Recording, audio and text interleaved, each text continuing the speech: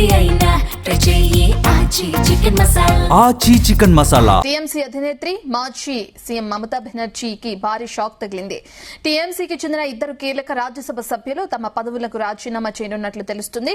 జాతీయ రాజకీయాల్లో ఈ పరిణామం ఇప్పుడు తీవ్ర సంచలనంగా మారింది.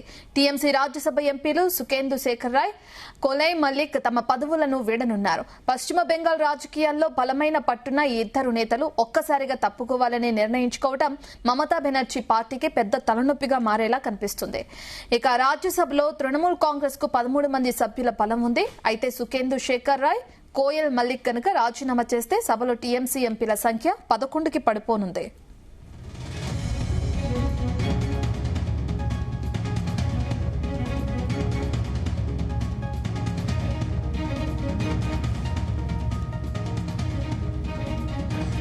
దీనికి సంబంధించిన పూర్తి డీటెయిల్స్ మా చీఫ్ న్యూస్ కోఆర్డినేటర్ రాధాకృష్ణ అందిస్తారు. రాధాకృష్ణ.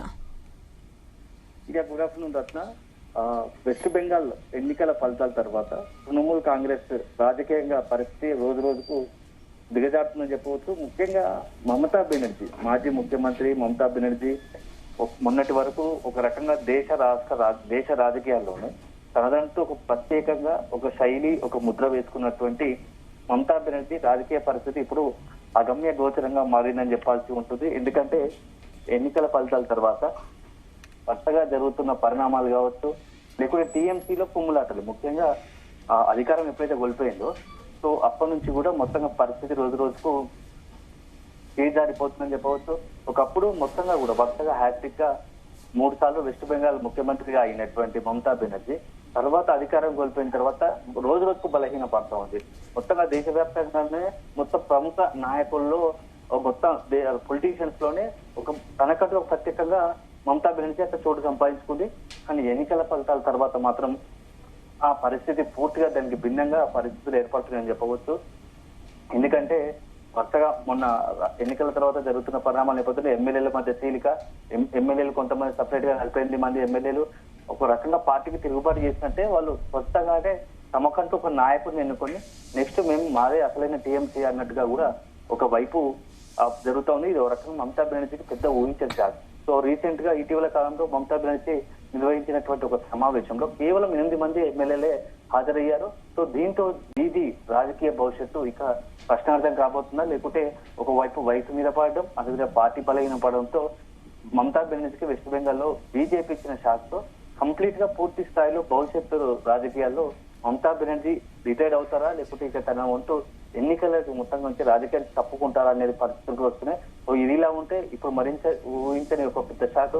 సో రాజ్యసభ సభ్యులు మొత్తంగా మమతా బెనర్జీకి సంబంధించిన పార్టీకి టీఎంసీకి 13 మంది రాజ్యసభ సభ్యులు ఎంపీలు ఉన్నారు. అందులో ఇప్పుడు ఇద్దరు కూడా అత్యంత కీలకమైన వాళ్ళు, మమతా బెనర్జీకి అత్యంత సన్నిహితులు.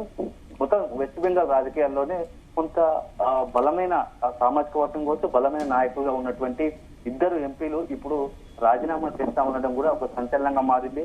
ఎందుకంటే మొన్నటి వరకు మమతా బెనర్జీకి వీళ్ళు చాలా అత్యంత సన్నిహితులు.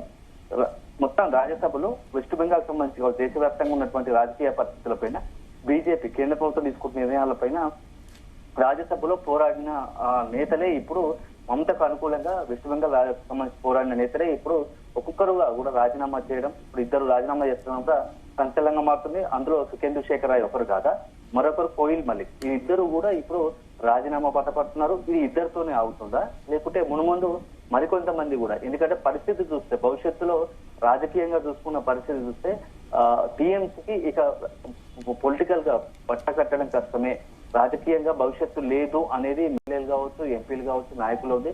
సో ఇలాంటి నేపథ్యంలో ఆల్టర్నేట్ గా ఇప్పుడు కేంద్రంలో బీజేపీ ఉంది కాబట్టి ఎన్డీఏలో భాగస్వామ్యం అవడం లేదు అంటే ఇక డైరెక్ట్ బీజేపీలోనే చేరడమా అనేది ఒక ఆలోచన మెజార్టీ ఎమ్మెల్యేలు కావచ్చు, అదేవిధంగా ఎంపీలు చేస్తున్న పరిస్థితి. ప్రస్తుతానికైతే రాజ్యసభ సభ్యులతో మొదలైనటువంటి ఈ అంకము మునుముందు మరికొన్ని సంచలనాలు మొత్తం వెస్ట్ బెంగాల్ రాజకీయాల్లోనే ఒకవైపు అత్యంత కీలకమైనటువంటి దశాబ్దాల కాలంగా పంచుకోటలుగా ఎంచుకున్నటువంటి కాంగ్రెస్ ను కమ్యూనిస్టు పార్టీలు కాంగ్రెస్ పార్టీకి సంబంధించినటువంటి కంచుకోటలను కమ్యూనిస్టు పార్టీలు బద్దలు కొడితే కమ్యూనిస్టు పార్టీలు దశాబ్ద కాలం పాటు పరిపాలించిన తర్వాత ఆ కమ్యూనిస్టు పార్టీలకు మమతా బెనర్జీ షాక్ ఇచ్చింది. సో ఇప్పుడు సేమ్ అదే ఒక రకమైన సెంటిమెంట్ ఇప్పుడు రిపీట్ అయ్యే పరిస్థితి కనబడుతుంది. మమతా బెనర్జీ పార్టీ కూడా ఇక భవిష్యత్తులో అధికారంలోకి వచ్చే పరిస్థితులు చాలా తక్కువ ఉన్నాయి. ఎందుకంటే ఇప్పటికే బలహీన ఒకవైపు ఆమెకి వయసు మీద పడడంతో పాటుగా రాజకీయంగా ఎక్కడ కూడా సానుకూలమైన అంశాలు లేవు. ఎందుకంటే గతంలో మనం ఒక సెంటిమెంట్ గా చూస్తే దాదాపు 20 ఏళ్ల 2.5 దశాబ్దాల పాటుగా కాంగ్రెస్ పాలిస్తే ఆ తర్వాత నెక్స్ట్ కమ్యూనిస్ట్ పార్టీ వచ్చింది, సుదీర్ఘంగా ఒక 2 టర్ములు పాలించింది, 3 టర్ముల దాకా పాలించింది. ఆ తర్వాత నెక్స్ట్ మమతా బెనర్జీ వచ్చింది. సో ఇప్పుడు ఎక్కడైతే అధికారంలో సుదీర్ఘకాలం ఉన్నటువంటి రాజకీయ పార్టీలు పొలిటికల్ గా కూడా సర్వైవ్ అయ్యే పరిస్థితి వెస్ట్ బెంగాల్ లేదు. అట్లాంటి సెంటిమెంట్ కొనసాగుతుంది. ఇప్పుడు మమతా బెనర్జీ కూడా అలాంటి సెంటిమెంటే కనుక అయితే ఇక భవిష్యత్తులో వెస్ట్ బెంగాల్లోనే తృణమూల్ కాంగ్రెస్ పార్టీ ఉంటుందా లేదా అని ఒక సందేహాలు, ఒక విశ్లేషణ మాత్రం వినపడుతుంది. చూడాలి మరి ఇవన్నీ జరుగుతున్న పరిణామాల నేపథ్యంలో ఇప్పుడు ఆల్టర్నేట్ గా మమతా బెనర్జీకి సంబంధించి మమతా బెనర్జీ వ్యవహారం చక్కబెట్టేవారు ఎవరు కూడా లేకపోయారు. సో అల్లుడు అభిషేక్ బెనర్జీ ఉన్నప్పటికీ అతనిపై ఇప్పటికే కేసులు ఉన్నాయి. సో పొలిటికల్ కూడా అంత యాక్టివ్ కాదు, ఏదో అధికారంలో ఉన్నది కాబట్టి అతని హవా నడిచింది కానీ సో అంత స్ట్రాటజిక్ గా వ్యూహాత్మకంగా ముందుకు వెళ్లే పరిస్థితి లేదు. సో దీంతో సెకండ్ గ్రేడ్ కావచ్చు, మమతా బెనర్జీకి నిన్నామన్నట్టు వారికి అత్యంత సన్నిహిత ఉన్న నాయకులంతా కూడా తమకు ఒకవైపు కేసులు ఎంత అవుతాయని, లేదంటే రాజకీయ భవిష్యత్తు లేదని, మరికొంతమంది తమ ఎవరైతే నెక్స్ట్ జనరేషన్ తమ కుటుంబ సభ్యుల నుంచి తర్వాత తరాన్ని రాజకీయ రంగంలో దించాలనుకుంటున్న వాళ్ళంతా కూడా బిజినెస్ మెన్ కావచ్చు, వీళ్ళంతా కూడా బీజేపీ వైపు చూస్తున్నట్టుగా కూడా మనకు ఇప్పుడు కొంత సమాచారం వస్తుంది. సో అల్టిమేట్ గా చూడాలి. ఈ రోజు ఏదైతే సుఖేంద్ర శేఖర్ రాయ్ కావచ్చు, అదేవిధంగా మల్లిక్ కోయిల్, వీళ్ళిద్దరు కూడా కోయిల్ మళ్ళీ మొత్తంగా వీళ్ళు చేసిన రాజీనామా మాత్రం సంచలనంగా మారుతుంది. సో ఇప్పుడున్నటువంటి పరిస్థితిలో ఇంకా మరికొంతమంది ఎంపీలు కూడా ఇదే బాట పట్టే అవకాశం కనపడుతుంది. అదే జరిగితే వెస్ట్ బెంగాల్ సంబంధించి రాష్ట్ర రాజకీయాల్లో అనేకమైనటువంటి సంచలనాలు. ఎందుకంటే నిన్నటి వరకు మొత్తం ఏకఛత్రాధిపత్యం, మొత్తంగా వెస్ట్ బెంగాల్ అంటేనే మమతా బెనర్జీ లాగా ఉంటుంది, దీదీ అనే లాగా ఉంటుంది. అట్లాంటి పరిస్థితి లేదు. ఇప్పుడు సొంత పార్టీ ఎమ్మెల్యేలు మన గెలిచిన వారే అసలు దీదీ మాటలు లెక్క చేయడం లేదు. మమతా బెనర్జీ మీటింగ్ పెడతాయంటే ఎమ్మెల్యేలు కూడా అటెండ్ కాని పరిస్థితి. అదే వేరే మళ్ళా మమతా బెనర్జీకి సంబంధించిన అదే టీఎంసీ పార్టీ తరఫున వేరే నాయకులను ఎన్నుకొని వాళ్ళు ఎన్నికల సమావేశం నిర్వహించుకుంటున్న పరిస్థితి, ఎమ్మెల్యేలతో అటెండ్ అవుతున్న పరిస్థితి.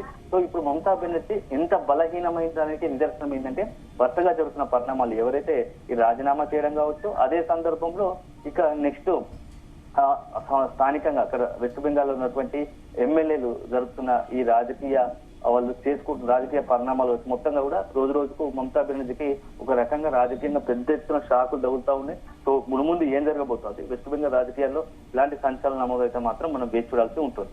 రత్న, టీఎంసీ పరిస్థితి అగమ్యగోచరంగా ఉందని చెప్పుకోవచ్చా? ఎందుకంటే ఇద్దరు రాజ్యసభ సభ్యులు కనుక రాజీనామా చేస్తే వాళ్ళ భవిష్యత్తు ఎలా ఉండే అవకాశం ఉంటుందంటారు?